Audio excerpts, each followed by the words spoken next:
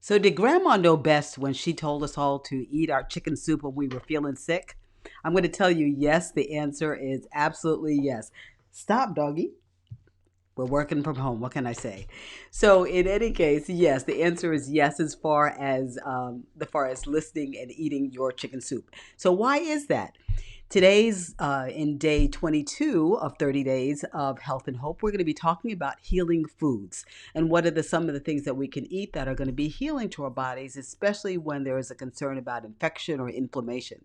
Now, we'd already said about not eating sugar because sugar actually feeds a virus. But what are the foods that we want to eat that are actually going to feed our own immune system and our own anti inflammatory system? So let's go to that chicken soup that Grandma wanted us to take. Let's start with the primary ingredient of chicken soup, which is chicken. So, number one, chicken is a protein, it's an animal protein. And especially when we're trying to combat infection and boost our immunity, we want to make sure that our protein levels are up at a certain level. So, and that level is usually about 1 gram per kilogram of whatever your weight is, or about half your body weight in ounces.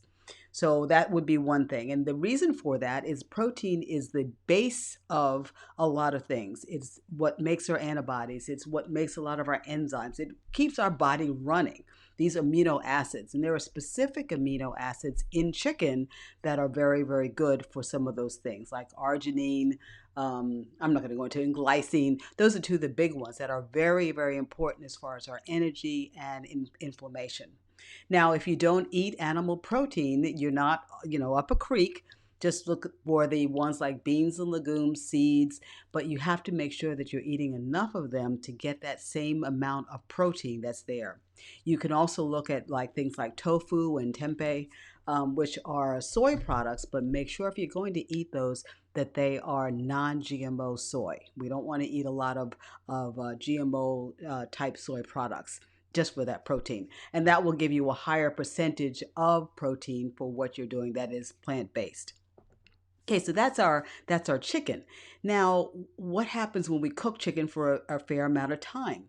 If you're just cooking it for, 2 to 4 hours, you're getting more of a broth. And that has a lot of protein in it. It has all of the minerals and vitamins of the chicken. But if, like grandma used to do, you put all of the pieces of the chicken in there and then you cook it a little bit longer, like 6 to 8 hours or more, then the cartilage in the chicken actually starts to break down and you start getting more of the even more protein and even more nutrients. And that's what we call a bone broth, as opposed to just the kind if you're cooking it for 2 to 4 hours. So that's one thing. The longer you cook it, the more it breaks down, the more nutrients it actually has from the bone itself. So that's the chicken. But there's a lot of other stuff in chicken soup. So one of the things would be onions. And so onions are actually one of the things that have quercetin in it. And if you've been listening to me, quercetin is one of those what we call bioflavonoids. They are related to vitamin C. And they actually help with our immune system, keeping our system open, keeping our lungs and everything clear. So that would be a great thing. Then, we don't want to just have just onions and celery and things of that sort. We want to have spices. So with the spices, one of the ones that we can put in there is turmeric, garlic. These are all, again, anti-inflammatories, as well as pepper. And you may have realized that for those of you who like chai tea, one of the things that you may hear about is, let me turn that on, don't disturb. With chai tea, one of the things you may have heard about is that combination of turmeric and pepper. That's what actually makes that chai. And this is something that India came up with centuries and centuries ago. And now we're just now realizing that that combination of the turmeric, which is anti-inflammatory, with the pepper actually makes it even more anti-inflammatory because it allows the nutrients that are in the turmeric to actually come out even more. So that would be another thing. So if you're making your soup, your chicken soup, One of the ones I love to do is to add some curry, add some turmeric, add some maybe some ginger even for a little extra flavor. Add all of these things and spices in addition to the vegetables that you're putting in there. And so you have your chicken, your vegetables, your spices, and then you're going to cook it for a fair amount of time. And that is a wonderfully anti-inflammatory meal. So I'm going to actually put the recipe down in the link below so you can have that one. And I'm also going to put a smoothie that is nerve calming. And this one is nerve calming for a couple of things, another couple of ingredients. One of them is the brewed green tea. That's one thing. Another is banana. And the third is Brazil nuts.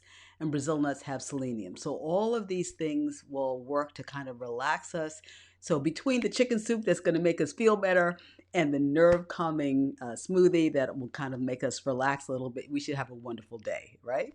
So if you enjoyed this, if you have any comments, if you would, I would love for you to like us below, subscribe on our page if you're seeing this on YouTube, share it with your friends, and I look forward to speaking with you again tomorrow.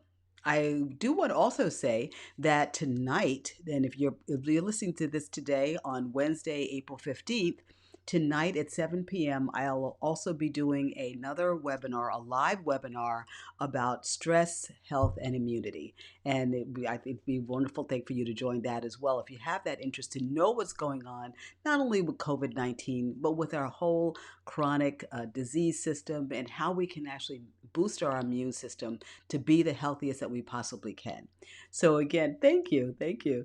So again, this is Dr. Lavelle. I am just here letting you know that there are foods that you can eat, not just to stay away from things, but there are foods that you can eat to boost your immunity. I'm going to be putting those in the links below, and I want to make sure that you're aware of the, as I mentioned, the webinar, the live webinar tonight at 7 p.m. I'll put that link down there as well again. So this is it for day 22. Can you believe it's 22 days already? 22 days of our 30 days of health and hope. I look forward to speaking with you all tomorrow. Take care.